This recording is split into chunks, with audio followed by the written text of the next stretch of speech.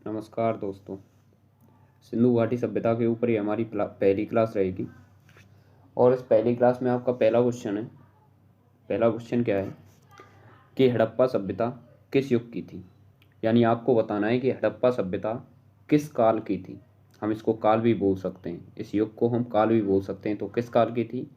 आपके पास ऑप्शन है कांस्य युगीन, नवपाषाण युग, पुरापाषाण युग या लौहपाषाण युग। तो इसमें आपका जो सही आंसर है वो क्या रहेगा? इसमें आपका सही आंसर रहेगा कांस्य युग। क्या थी? कांस्य युग की। चलिए आगे बढ़ते हैं। हमारा दूसरा क्वेश्चन है। दूसरा क्वेश्चन हमारा क्या है कि सिंधु घाटी सभ्यता के लोगों का मुख्य व्यवसाय क्या था। यानी उनका मुख्य व्यवसाय क्या था अपनी रोजमर्रा की ज़िंदगी को चलाने के लिए जो उनका व्यवसाय था वो आपसे पूछा है कि इनका मुख्य व्यवसाय क्या था। तो आपके पास ऑप्शन है व्यापार, पशुपालन, शिकार या कृषि। तो इसका सही आंसर होगा व्यापार।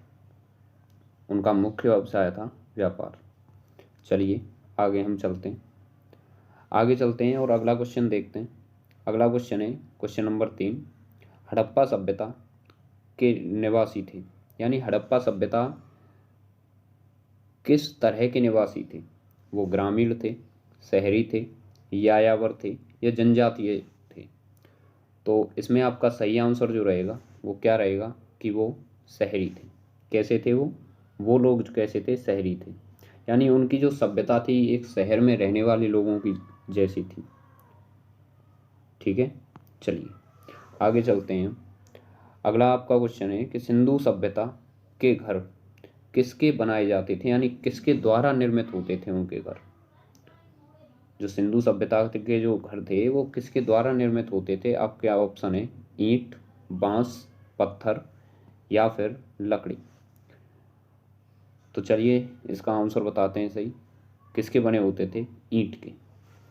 यानी जो सिंधु सभ्यता के जो लोगों के जो घर थे वो किससे बने होते थे? वो ईंटों से बने हुए होते थे। चलिए आगे हम चलते हैं। हमारा अगला क्वेश्चन है हमारा पांचवा क्वेश्चन है हड़प्पा सभ्यता किस वस्तु के उत्पादन में सर्वप्रथम थी। यानी उन्होंने कौन से वस्तु का उत्पादन किया था सर्वाधिक, सबसे ज़्यादा वो किस वस्तु का उत्पादन करते थे, आपसे ये पूछा है। तो आपके ऑप्शन है, क्या क्या है ऑप्शन? मुद्रा, कांसे के औजार, कपास या जौ।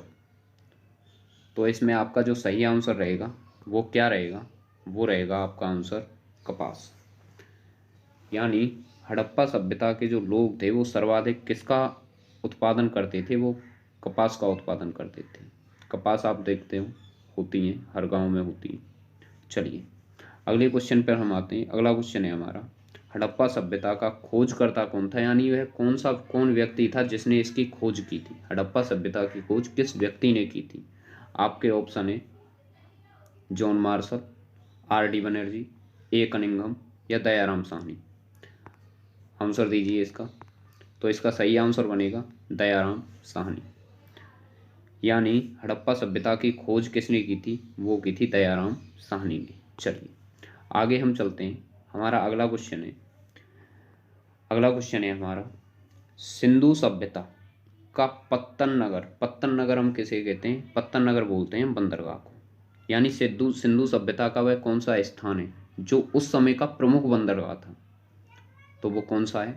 आपके ऑप्शन है कालीबंगा, लोथल, रोपण या मोहनजोदाड़ो। तो इसमें से आपका क्या आंसर रहेगा? आंसर बताइए। इसमें आंसर होगा लोथल। Okay, clear. यानी सिंधु सभ्यता का जो प्रमुख बंदरगाह है वो कौन सा है? वो है लोथल। ठीक है, चलिए आगे हम चलते हैं। अगला क्वेश्चन है हमारा हड़प्पा सभ्यता की खोज सर्वप्रथम किस वर्ष की गई थी? यानी हड़प्पा सभ्यता की खोज तो की थी दयाराम साहनी ने, मैंने आपको पहले बताया है, लेकिन इसकी जो खोज थी वो किस वर्ष की गई थी आपको ये बताना है। तो वो वर्ष है, कौन सा वर्ष है? वो है 1921। कौन सा वर्ष है? 1921। यानी दयाराम साहनी ने जो हड़प्पा सभ्यता की खोज की थी वो 1921 में की थी। कब की थी? 1921 में। चलिए अगला हमारा क्वेश्चन है, अगला क्वेश्चन क्या है, अगला क्वेश्चन है हमारा कि हड़प्पा सभ्यता के संपूर्ण क्षेत्र का आकार किस प्रकार था। यानी हड़प्पा सभ्यता के संपूर्ण क्षेत्र का आपको आकार बताना है कैसा था। तो ये पूछा जाता है, अलग अलग कई पेपरों में ये पूछा भी गया है। तो कैसा था, वर्गाकार था, आयताकार था, त्रिभुजाकार था या गोलाकार था। चलिए दीजिए अपना आंसर। तो इसका आंसर रहेगा कि वह कैसा था, त्रिभुजाकार था। ठीक है, क्लियर, कैसा था, त्रिभुजाकार था। चलिए हम आगे बढ़ते हैं, आगे बढ़ते हैं और आगे देखते हैं क्वेश्चन। चलिए अगला आपका क्वेश्चन है कि सिंधु घाटी सभ्यता के शहरों की गलियां कैसी थी। ये वाला क्वेश्चन कई बार पूछा गया है। सिंधु घाटी सभ्यता के शहरों की गलियां कैसी थी। आपका पहला ऑप्शन है ए ऑप्शन, चौड़ी और सीधी। दूसरा है तंग और मैली। तीसरा है फिसलन वाली। या चौथा है तंग व टेढ़ी। तो इसमें आप अपना आंसर लगाइए। इसमें आपका आंसर क्या रहेगा। तो इसमें आंसर है चौड़ी और सीधी। कैसी थी, चौड़ी और सीधी। क्लियर। चलिए अगले क्वेश्चन पर हम आते हैं। अगला क्वेश्चन है हमारा, हड़प्पा हड़प्पा के खंडर किस नदी पर पाए जाते हैं। यानी हड़प्पा जो स्थल है, आपको पता है कि सबसे पहले हड़प्पा सभ्यता की खोजों में हड़प्पा नामक स्थल का ही सबसे पहले खोज हुई थी। और इसीलिए इसका नाम क्या पड़ा है, सिंधु घाटी सभ्यता का हड़प्पा सभ्यता। आप ये बताइए कि इस हड़प्पा का जो खंडर है वो किस नदी के किनारे है। यानी हड़प्पा नाम की जो जगह थी वो किस नदी के किनारे थी। आपके ऑप्शन है रावी, झेलम, व्यास या सतलज। चलिए तो इसका सही आंसर बताते हैं। इसका सही आंसर क्या है, रावी। यानी रावी नदी पर क्या थी, रावी नदी पर हड़प्पा के खंडर पाए जाते हैं, रावी नदी पर। क्लियर है। चलिए अगले क्वेश्चन पर आते हैं हम। अगला क्वेश्चन है हमारा, अगला क्वेश्चन है मोहनजोदड़ो के खंडर किस नदी के किनारे पाए जाते हैं। जिस प्रकार हड़प्पा एक स्थल था सिंधु घाटी सभ्यता में, ऐसे ही मोहनजोदड़ो भी एक खंडर है सिंधु घाटी सभ्यता में। तो इसके खंडर किस नदी पर पाए जाते हैं। आपके ऑप्शन है रावी, झेलम, ब्यास या सिंधु। रावी, झेलम, ब्यास या सिंधु, आपको ये बतानी। तो चलिए इसका सही आंसर बताते हैं। इसका सही आंसर है सिंधु। किस पर पाए जाते हैं, सिंधु पर पाए जाते हैं। ठीक है। चलिए अगला आपका क्वेश्चन है मोहनजोदड़ो में सबसे बड़ा भवन कौन सा प्राप्त हुआ है। यानी मोहनजोदड़ो से सबसे बड़ा भवन कौन सा प्राप्त हुआ है।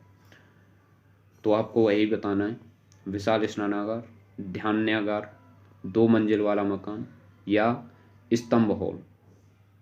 चलिए तो आपका सही आंसर है विशाल स्नानागार। आगे चलते हैं। अगला हमारा क्वेश्चन है विशाल स्नानागार। विशाल स्नानागार द ग्रेट बाथरूम कहाँ से प्राप्त हुआ है। विशाल स्नानागार द ग्रेट बाथरूम कहाँ से प्राप्त हुआ है। तो ये तो मैंने अभी बताया आपको, सिंधु हड़प्पा से, लोथल से, चन्नूदड़ो से या मोहनजोदड़ो से।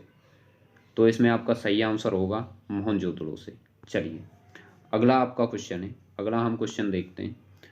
15वां क्वेश्चन, सिंधु घाटी सभ्यता की लिपि कौन सी थी। यानी इसकी लिपि कौन सी थी। तो आपको बताना है तमिल थी, ब्राह्मी थी, अरबी थी या भाव चित्रात्मक थी। तो इसमें क्या आप आंसर लगाओगे, इसमें क्या है कि भाव चित्रात्मक थी। चलिए अगला हम क्वेश्चन देखते हैं। अगला क्वेश्चन है सिंधु घाटी सभ्यता यानी सिंधु अर्थव्यवस्था की ताकत क्या थी। यानी सिंधु अर्थव्यवस्था किसके द्वारा चलती थी। तो आपके ऑप्शन है कृषि, व्यापार, मिट्टी के बर्तन या बढ़ईगिरी। बताइए। चलिए इसका बताते हैं। इसका आपका सही आंसर है, इसका सही आंसर है कृषि। क्या है इसका सही आंसर, कृषि। यानी इनका जो मुख्य व्यवसाय था वो क्या था, व्यापार। इनका मुख्य व्यवसाय क्या था, व्यापार। लेकिन इनकी जो अर्थव्यवस्था थी वो किससे चलती थी, कृषि से चलती थी। चलिए अगला क्वेश्चन हम देखते हैं। अगला क्वेश्चन है आपका कि सिंधु घाटी सभ्यता के लोग किसकी पूजा करते थे? सिंधु घाटी सभ्यता के लोग किसकी पूजा करते थे? विष्णु की, पशुपति की, ब्रह्मा की या इंद्र की? तो इसमें आपका सही आंसर क्या हो जाएगा? इसमें आपका सही आंसर हो जाएगा पशुपति। क्या हो जाएगा इसमें आपका सही आंसर? पशुपति। यानी सिंधु घाटी सभ्यता के जो लोग थे वो किसके द्वारा किसकी पूजा करते थे? तो पशुपति। अगला क्वेश्चन है आपका कि सिंधु घाटी सभ्यता के लोग किस धातु से अपरिचित थे? अपरिचित का मतलब है वह कौन सी धातु थी जिसका उन्हें ज्ञान नहीं था, जिसका उन्हें पता ही नहीं था कि ये भी कुछ होती है। तो आप बताओगे तांबा, कांस्य, लोहा या सोना। तो आपको पता है कांस्य तो होगा नहीं। क्यों नहीं होगा? क्योंकि ये कांस्ययुगीनी सभ्यता थी। तांबे का भी उन्हें क्या था? ज्ञान प्राप्त था। सोना भी उनको पता था कि सोना क्या होता है, लेकिन क्या चीज़ उन्हें पता नहीं थी? लोहा। लोहा उन्हें पता नहीं था, इसलिए आपका राइट आंसर हो जाएगा लोहा। चलिए अगला हम क्वेश्चन देखते हैं। अगला क्वेश्चन है सिंधु सभ्यता में तराजू के साक्ष्य कहाँ से प्राप्त हुए? यानी वह कौन सा स्थल है जहाँ से तराजू प्राप्त हुआ है? आप बताओगे लोथल, हड़प्पा, मोहनजोदड़ो या लरकाना। तो वो कौन सी जगह है जहाँ से आपके तराजू प्राप्त हुआ है, तराजू के साक्ष्य प्राप्त हुए हैं? तो वो कौन सी जगह है? आपका सही आंसर होगा लोथल। कौन सी जगह है वो? लोथल। Right answer Lothal. चलिए अगला क्वेश्चन हम देखते हैं। अगला क्वेश्चन है और ये हमारा लास्ट क्वेश्चन रहेगा आज के लिए, इतना ही बहुत है। अगला क्वेश्चन है आपका मृतकों का टीला। यानी वह कौन सा स्थल है जिसे मृतकों का टीला कहा जाता है? वह कौन सा स्थल है जिसे मृतकों का टीला कहा जाता है? आपके ऑप्शन है लोथल, हड़प्पा, चन्नूदड़ो या मोहनजोदड़ो। बताइए आंसर क्या रहेगा इसमें आपका आंसर? तो इसमें आपका आंसर रहेगा मोहनजोदड़ो। मोहनजोदड़ो को हम क्या कहते हैं, किस नाम से, दूसरे किस नाम से जानते हैं? मृतकों का टीला। तो दोस्तों आज के लिए इतना ही काफ़ी है। और